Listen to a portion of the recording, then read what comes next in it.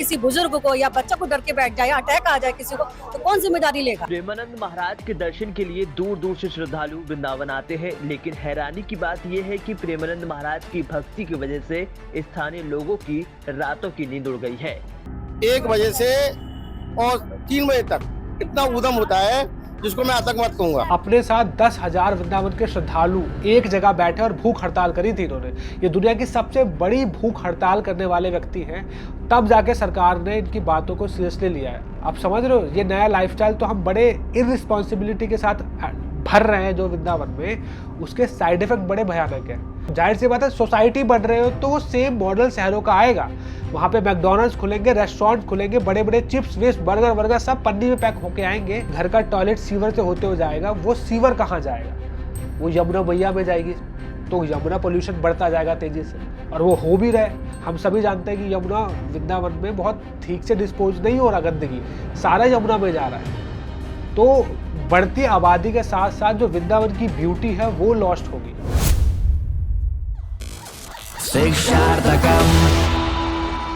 तो एक और धार्मिक गपशप करेंगे हम, तो धार्मिक गॉसिप में आपका स्वागत है। यहाँ पर मैं ऐसे ही आके बैठता हूँ और आप लोगों से जो धार्मिक समाज में चल क्या रहा है उसके ऊपर जस्ट बात करता हूँ। लास्ट मैंने थोड़ा सा उसके ऊपर बात की थी रणवीर अलाहाबादिया के ऊपर कि कैसे इश्यूज हो सकते हैं, और मैंने उसमें एक प्रिडिक्ट भी किया था कि गलती से भी किसी भी सोशल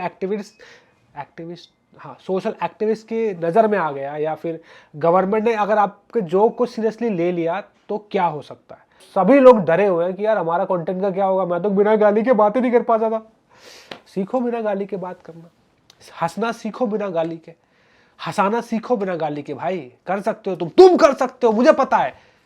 यू मोटिवेशनल स्पीकर क्यों बन रहा हूँ। खैर, प्रेमानंद जी महाराज के ऊपर मुझे आपसे बात करनी थी क्योंकि एक कंट्रोवर्सी हुई। ऑल्दो वो कंट्रोवर्सी सॉल्व हो रही है कि वहाँ की कुछ सोसाइटी है जो वृंदावन की सोसाइटी, उन्होंने प्रेमानंद जी महाराज के ऊपर थोड़े हैवी वर्ड बोल दिए और बोल दिया कि उनकी वजह से बहुत डिस्टर्बेंस हो रही है। मैटर सॉल्व हो गया है, पर उस मैटर को जब मैं फिर से देख रहा था तो मुझे एक बहुत भयानक बात पता चली कि अगर अभी इसके ऊपर सरकार ने या हम धार्मिक समाज लोगों ने बातें करना स्टार्ट नहीं किया तो वृंदावन में भी एक छोटा सा सिविल वॉर होने का डर है।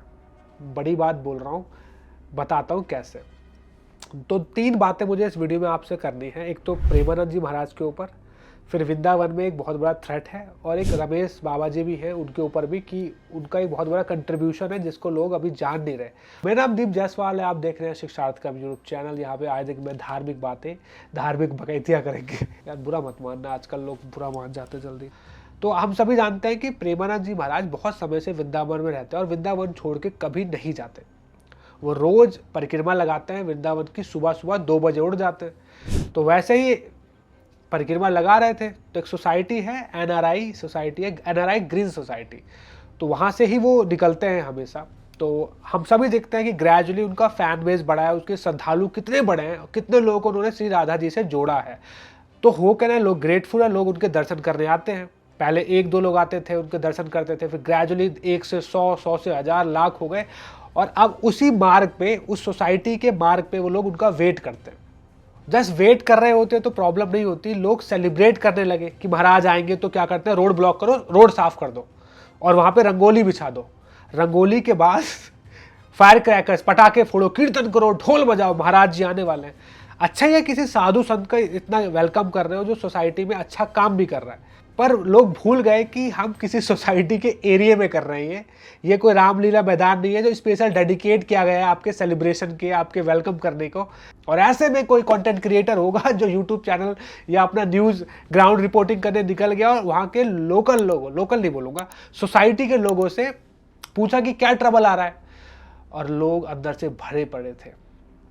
और क्या क्या बोला सुनिए। तो किसी बुजुर्ग को या बच्चा को डर के बैठ जाए या अटैक आ जाए किसी को, तो कौन जिम्मेदारी लेगा। प्रेमानंद महाराज के दर्शन के लिए दूर दूर से श्रद्धालु वृंदावन आते हैं, लेकिन हैरानी की बात यह है कि प्रेमानंद महाराज की भक्ति की वजह से स्थानीय लोगों की रातों की नींद उड़ गई है। इससे सभी लोग पीड़ित हैं।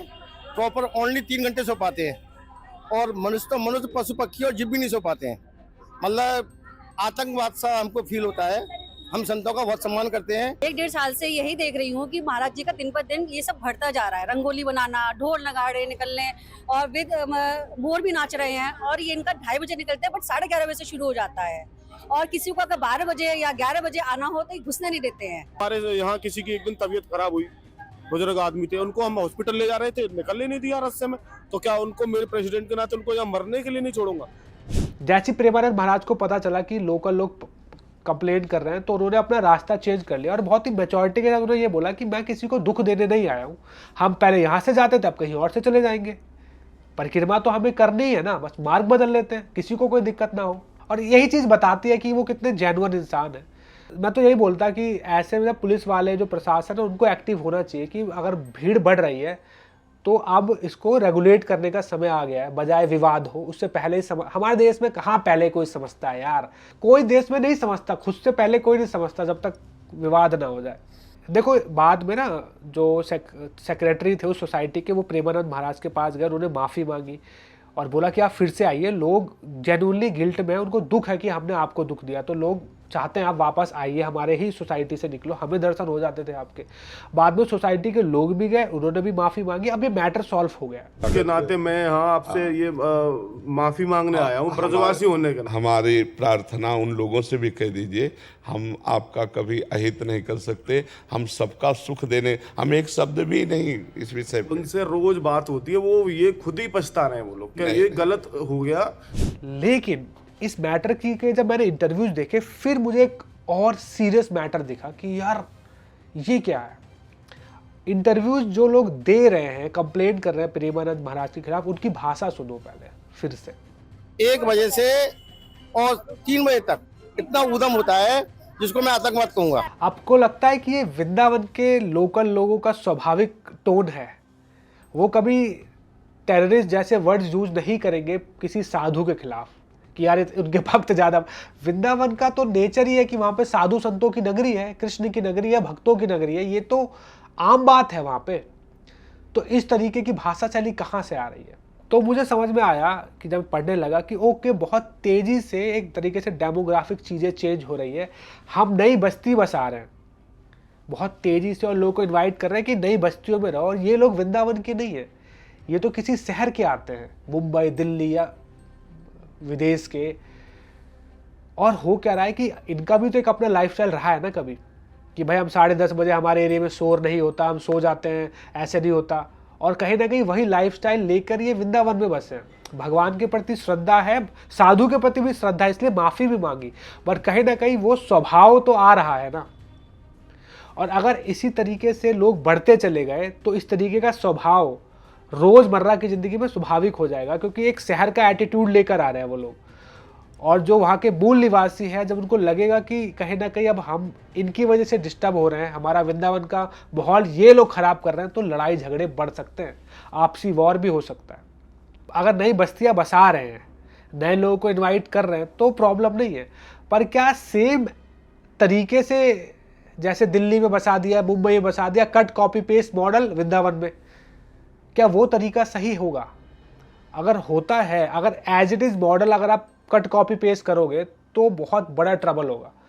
सबसे बड़ा प्रॉब्लम ये होगा कि वन बहुत तेज़ी से काट। वृंदावन एक वन है जहाँ पे भगवान गैया चराते हैं, लीला रखते हैं, हरियाली है, वो सारी ख़त्म होगी। नई सोसाइटीज़ बन रही है तो नई सड़कें बनेंगी। क्या हम अभी से ये सोच रहे हैं कि अगर सड़कें ज़्यादा बनेंगी पर उन सड़कें पे सिर्फ गाड़ियाँ थोड़ी, गैयाएँ भी तो चलेंगी। ये गैयों के लिए तो वन है उनका, यहाँ पे वो चारा चरती हैं, हरी भरी घासें खाती हैं। एक तो आप उनकी हरियाली कम कर रहे हो तो उनके लिए चारा कम हो जाएगा, वो खाएंगी क्या? वो थोड़ी आपके साथ मैकडोनल्ड में जाके बर्गर खाएंगी। उनके लिए तो आप खेत उनके ख़त्म कर दोगे तो जो शहर गैयाओं के लिए जाना जाता है, उनके गैयों के लिए खाना कम होगा, वो सड़कों पर भटकेंगी तो एक्सीडेंट के केस बढ़ेंगे। एक ये बहुत बड़ा डर है। फिर बिजली के खंभे बनेंगे बहुत तेज़ी से, तो होगा क्या? हम आए दिन शहरों में देखते हैं कि बिजली के खंभे की ओपन तारें हैं, बहुत ज़्यादा तरीके से सेट नहीं किया गया, बस कर दिया गया है। तो आए दिन पक्षी, जानवर, बंदर बिजली के से टच करने की वजह से मर जाते हैं। सेम चीज आप वृंदावन में बहुत तेजी से होते देखोगे कि आए दिन वानर, और ये हो भी रहा है बहुत तेजी से, कई बंदरों को शॉर्ट सर्किट की वजह से, बिजली के खंभों से चिपक जाने की वजह से मृत्यु हो जाती है। जाहिर सी बात है, सोसाइटी बढ़ रहे हो तो वो सेम मॉडल शहरों का आएगा। वहां पे मैकडॉनल्ड्स खुलेंगे, रेस्टोरेंट खुलेंगे, बड़े बड़े चिप्स वेस्ट बर्गर सब पन्नी में पैक होके आएंगे, क्योंकि दुकानें खुलेंगी, कॉलोनीज बनेगी तो सीवर बनेगा। ठीक है, क्योंकि घर का टॉयलेट सीवर से होते हो जाएगा, वो सीवर कहाँ जाएगा, वो यमुना मैया में जाएगी, तो यमुना पोल्यूशन बढ़ता जाएगा तेजी से, और वो हो भी रहा है। हम सभी जानते हैं कि यमुना वृंदावन में बहुत ठीक से डिस्पोज नहीं हो रहा, गंदगी सारा यमुना में जा रहा है। तो बढ़ती आबादी के साथ साथ जो वृंदावन की ब्यूटी है वो लॉस्ट होगी। आप अच्छी बिल्डिंग्स बना दोगे पर वृंदावन के वन ही नहीं बचेंगे, तो फिर वृंदावन कैसे रह गया, वृंदा सिटी कर दो फिर। आप समझ रहे हो, ये नया लाइफस्टाइल तो हम बड़े इररिस्पॉन्सिबिलिटी के साथ भर रहे हैं जो वृंदावन में, उसके साइड इफेक्ट बड़े भयानक है। और इसी चीज के ऊपर एक है रमेश बाबाजी महाराज, जो काफी समय से प्रयास कर रहे हैं कि वृंदावन गोवर्धन में बहुत इररिस्पॉन्सिबिलिटी के साथ चीजें मत करिए। ये ब्रज धाम है, कृष्ण की नगरी है, इसका अपना एक इतिहास है, कल्चर है, इसकी मिट्टी भी इंपॉर्टेंट है। तो अगर आप यहाँ पे शहर बसा रहे हो, माइनिंग कर रहे हो, तो केयरफुली करो। इतने सारे गोवर्धन में पर्वत है, वो सब गोवर्धन पर्वत का पार्ट है। तो ऐसा नहीं है कि सिर्फ गोवर्धन को छोड़ के बाकी जो पर्वत है सबको तोड़ते फिरो, वो भी गोवर्धन का ही पार्ट है, बस थोड़ा सा डिस्टेंस में है। तो आप इस तरीके से लापरवाही के साथ माइनिंग कर रहे हो, वो ठीक नहीं है हमारे धाम के लिए। और कई सालों से वो प्रयास कर रहे हैं, अब तक 36 से ज़्यादा कुंड उन्होंने बचा लिए, ऐसे कुंड जो ऑलमोस्ट लॉस्ट होने वाले थे और जो बहुत प्राचीन हैं, जैसे कि गया कुंड, धौनी कुंड और वृषभानु कुंड, ये ऐसे 36 कुंड थे जो ऑलमोस्ट ही लॉस्ट हो चुके थे, एक्सटिंक्ट हो चुके थे। बाबा महाराज ने, रमेश जी बाबा महाराज ने मिलकर ढूंढे हैं और उसको प्रोटेक्ट किया, प्रिजर्व किया, फिर से पब्लिक एरिया में लाया कि सी आप वृंदावन को बचाना चाहते हो तो इसकी जो लॉस्ट हो रही चीज़ें हैं उसको प्रोटेक्ट कीजिए, बजाय बहुत ज़्यादा नई बस्ती बना। तो बहुत कमर्शियल मत करिए, इसका स्पिरिचुअल एस्पेक्ट को भी प्रोटेक्ट कीजिए। अपने साथ 10,000 वृंदावन के श्रद्धालु एक जगह बैठे और भूख हड़ताल करी थी इन्होंने। ये दुनिया की सबसे बड़ी भूख हड़ताल करने वाले व्यक्ति हैं, तब जाके सरकार ने इनकी बातों को सीरियसली लिया है। सोचो, इतना ये इशू बहुत बड़ा चल रहा है, काफ़ी संत एफर्ट लगा रहे हैं कि वृंदावन को, गोवर्धन को, ब्रज धाम को बहुत ही लापरवाही के साथ ट्रीट ना किया जाए। ये दूसरे शहरों की तरह नहीं है कि आप आए, गड्ढा खोदा, तोड़फोड़ मचा दी और आपने बस बिल्डिंगें बना दी। ये इसका एक अपना एसेंस है, इसको केयरफुली छेड़िए। हम नहीं कह रहे कि आप यहाँ पे बिजली मत लाइए, हम नहीं कह रहे सड़कें मत बनाइए, पर हम कह रहे हैं कि आप इस जगह को पहले समझ तो लीजिए ये क्या है। तो बहुत ज़्यादा चिंता का विषय है अभी जो हमारे ब्रज धाम में हो रहा है, लोगों को पता नहीं है। जब मैंने ही पढ़ा तो मुझे भी लगा कि यार तो सीरियस मैटर है। तो अभी ज़्यादा कुछ नहीं बोलूँगा, बस इतना ही चाहूँगा कि प्रशासन को, सरकार को, संतों को वृंदावन के मिल के इस सीरियस इशू को सीरियसली लेना चाहिए, और किस तरीके से सोसाइटी बननी चाहिए, कितनी बननी चाहिए, इस पे भी बातें होनी चाहिए। और आपको क्या लगता है कि जो मैं बोल रहा हूँ वो कितना सही है, आपको क्या लगता है, इस कमेंट करके मुझे बताइएगा। और मेरी बात अगर सही लग रही है तो लाइक, कमेंट, शेयर कीजिएगा, और शेयर कीजिएगा दूसरों के साथ कि भाई वृंदावन आपका ही है, इसके ऊपर बात क्यों नहीं हो रही। क्योंकि कितनी गैयाएँ हैं जो बहुत, और गैयाओं के एक्सीडेंट्स हो रहे हैं, वानर मर रहे हैं, ये यमुना गंदी हो रही है। ये हम ही लोग तो वहाँ पे जाते हैं ना, तो हमारा ये अधिकार हो जाता है उसकी रक्षा करना। दिल्ली में बैठे बैठे, मुंबई में बैठे बैठे एटलीस्ट आवाज़ तो उठाई जाए। बाकी आपको मेरा काम कैसा लगा कमेंट करके बताना, और डोनेट कर सकते हैं आप हमें, ये लिंक है, इस पर डोनेट करके हेल्प कर सकते हैं हमारे चैनल को। Thank you so much. Hare Krishna.